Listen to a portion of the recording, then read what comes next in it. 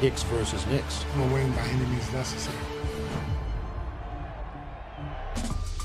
Pacers and Knicks meet again in the Eastern Conference Finals. Let's flash back to the last time they did it, 2000, Game 6. Pacers up 3-2, looking to close it out. You heard them say they hate Reggie Miller. Yeah. Reggie Miller hates them, too. Yeah. He gives the Pacers a 2-point lead. 2 minutes later, Pacers up 4, Miller. Again, Pacers up 7.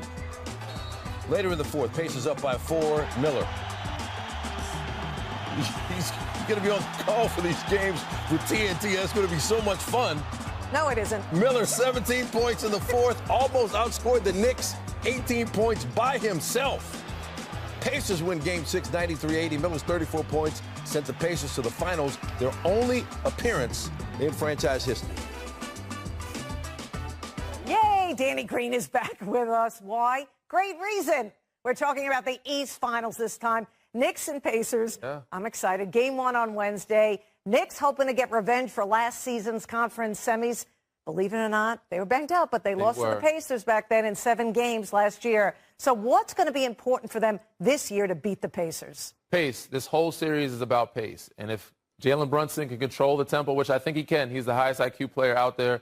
Fourth quarter clutch guy of the year. He's been amazing. But if he keeps it where they don't run with Indiana, because they try to run Indiana, they're going to be in trouble. Where they can keep his guys fresh, because I think this is going to be a long series. But if they slow it down and the cat shows up, I think New York has a really good chance of finally getting to the finals in 25 years. As a Knicks fan, I'm excited to just think about that prospect. Anyway, let's talk about the Pacers situation with Tyrese Haliburton. He has been red hot this postseason. That, you know, how can he keep that going against the Knicks? Right, Mr. Overrated, everybody that voted him. Yeah. Unbelievable. But the Knicks have to throw multiple bodies at him. They have to keep the tempo, not let him, Pascal, Mather, and Neesmith, all those guys getting out and running. They have to slow him down. But they can throw some doubles at him, try to make him inconsistent. But they have Mikal Bridges, they have the bodies. They have OG Anunoby, they have Josh Hart. They have to mix it up, throw some traps at him. You can't let a star player have a consistent, steady diet of the same thing over night and night again. So they have to switch it up some. So I think they can do that. Tibbs, it's going to be a really good coaching battle between Tibbs and Carlisle. So I'm looking forward to seeing that. I think this one goes 7 games. All right, but who wins? I got the Knicks in 7. I like that. Sounds nice. Now I know why you're here. Yeah. Danny Green, thanks for being a part of the Sportscenter. It was wonderful to work with you. Here in L.A. It's a true honor. Thank you so much. How much of a shot, Eminem, how much of a shot do you give the Knicks to get to the finals and ultimately to win it? Last question.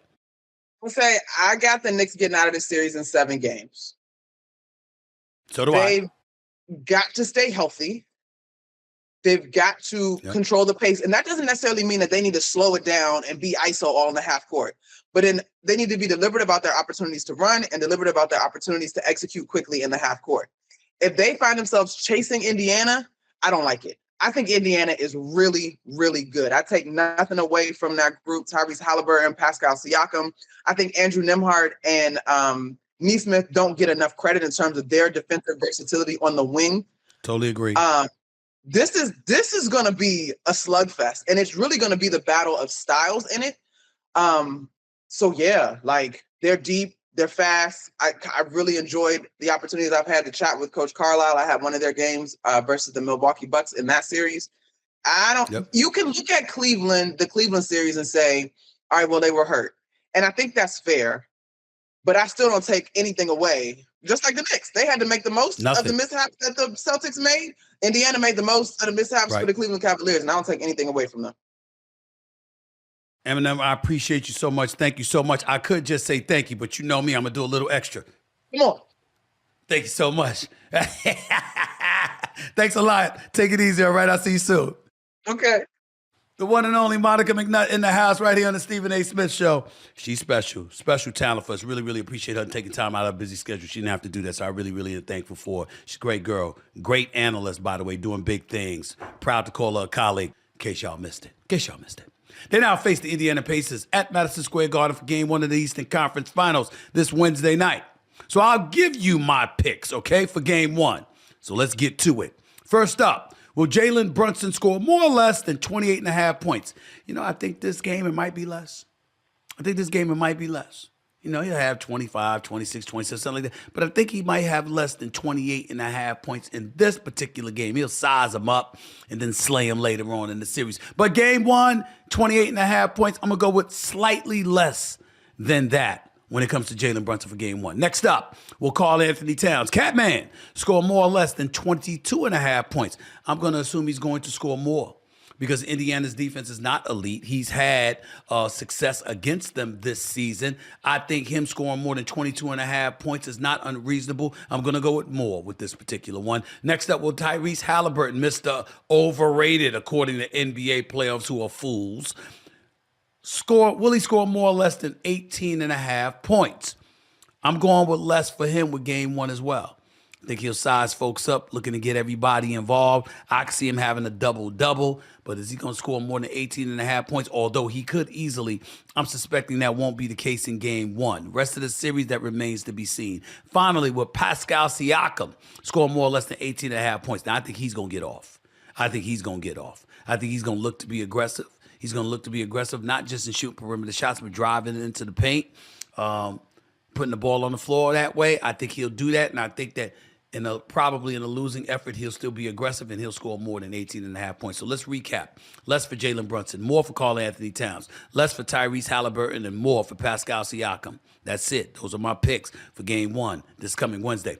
Go to Prize Picks app and check out the Stephen A. Smith Show community play. It's boosted 25%, y'all, in case you didn't know. Welcome back to Stephen A. Smith Show. Let's get to the NBA playoffs and the conference finals, which tip off tomorrow night with the Thunder hosting the Timberwolves. But we're not going to begin there, by the way. No, we're going to start the Eastern Conference, where my New York Knicks will host the Indiana Pacers. The Knicks have made the Eastern Conference Finals for the first time in 25 years, and I'm here for it all. Here's the deal, y'all. I'll elaborate more on this Wednesday leading into game 1, but I couldn't be more ecstatic than I have been. Orange and blue skies, baby. Just getting emotional. Hold on. Just getting emotional. I waited a long time for this. Long time. And here's what I want to say. You know, you got a lot of people out there, man, you know, you can't be rooting for them. Man. Y'all kiss my ass. I root for whoever I want to root for. I've been a diehard New York Knicks fan all my life. Y'all wasn't telling me not to be a fan when their asses was going home. You wasn't telling me not to be a fan when they stunk. You wasn't telling me not to be a fan when they were awful. You know what I'm saying? And they were basketball purgatory and they were an embarrassment. And you see all of us right there, a whole bunch of New York Knicks fans everywhere. My man Jalen Brunson came up to me. Let me share with y'all what he said. He said, I'm not going to even say nothing to you. That's what he said to me. Because I was the fool who said I didn't see a first-round pick in the draft when he was coming out of it. I said, I don't see a first-round pick out of Villanova. I was talking about him. He reminds me of that every time he sees me. You understand? Because he knows I got to eat crow. I've been eating crow since he helped the Dallas Mavericks get to the Western Conference Finals when Luka was hurt. I've been eating crow since he arrived in New York. You know the brother's averaging 30 a game since he arrived in New York in the postseason. 30 a game in the postseason. That's who he is, leader scorer in the postseason. That's Jalen Brunson. The brother's spectacular. Got to give him love. Got to stand down. Got to bow down. Got to acknowledge he's special. And I completely underestimated him. And you know what makes it even more excusable? His daddy, Rick Brunson, had told me the brother was going to be special. But I didn't listen. Because Rick Brunson and I go back years. I covered Rick Brunson when he was playing at Temple. That's how far back we go. And he told me his son Jalen was going to be special. And he's right. He's right. I have to stand down and concede this brother's son special. I'll get into that matchup between him and Tyrese Haliburton later on Wednesday, to be specific. The only other thing that I want to add is this. I could be wrong in a lot of people's eyes by saying this. I don't think that I am. Not that it's on anybody's mind. But I've gotten to a point where I'd like to see Tyrese Haliburton's dad back in the stands. I don't want him on the court. I don't want him taunting players. He was certainly misbehaving. What he did with Giannis was inexcusable. And he's been, he apologized. He showed contrition. All of us make mistakes. All of us are better than our worst moments, one would like to believe. I wouldn't mind seeing his dad back in the stands while Haliburton is doing what he's been doing. He deserved to be banned from the games, even though it appears mutually agreed upon and all that. But he deserves it. He deserves the criticism he received. What he doesn't deserve is a lifetime conviction, which I know he's not getting. But I don't think he deserves even this entire playoff exclusion, because you don't know whether his son's going to be back or not. So I'm just saying that. All of us, you know, he was wrong, but that doesn't deprive us of having a heart and saying, okay, let the man come see his son. Let me transition to the Western Conference. I'll talk about the Knicks and Pacers again. Game 1 is Wednesday, so I'll be back on the air before the game.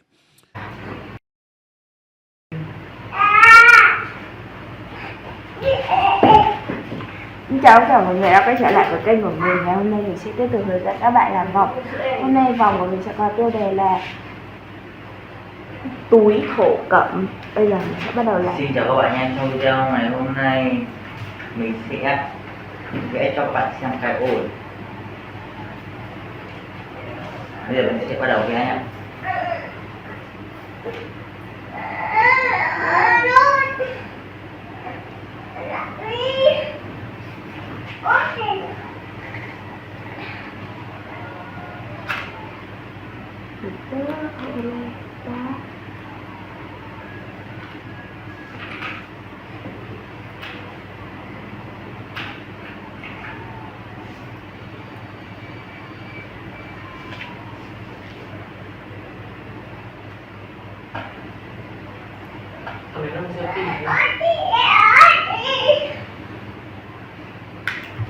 Mọi người ở đây nha. Đây.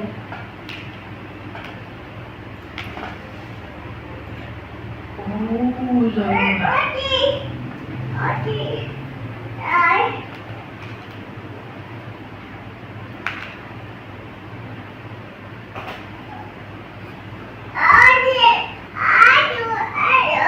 Thôi lấy câu chuyện nhạc nghe đi làm.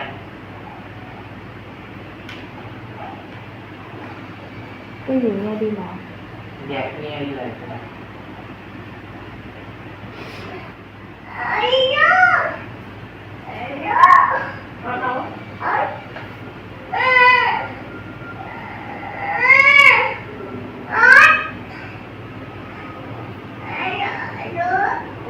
Làm đi con đi.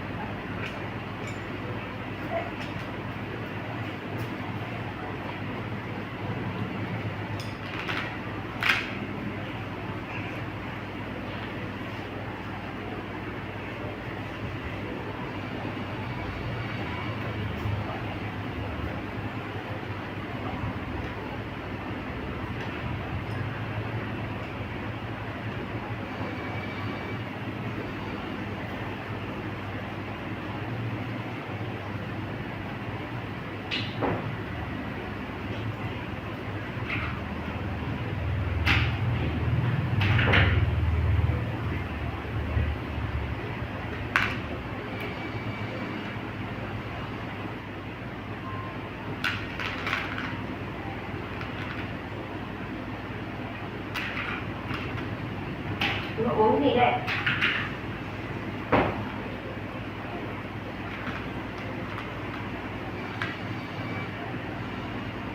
Chị Quỳnh ơi, chị đã ốp cho anh Thành đi, anh mất ốp rồi.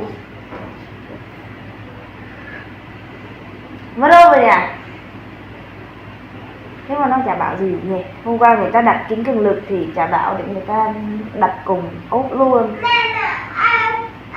Đâu, sau tí nữa ta về ta xem, ta săn sale cho mấy nghìn. Đúng rồi chị ạ. Chị có cái ốp 11 của chị ấy, nên là bằng bo vào cam chưa không cái. Bo vào cam là nào? Kiểu như là nó không phải hở ra một khoảng như kia, nó hở ra 3 cái lỗ ấy. Ôi ôi anh ơi, xem bóng quá thế này. Sau về thì chị toàn ốp bên này. Không ra đi mua đầu à? Có mấy cái ốp mà họ ba lũ can bẩn lắm, bẩn hết rồi.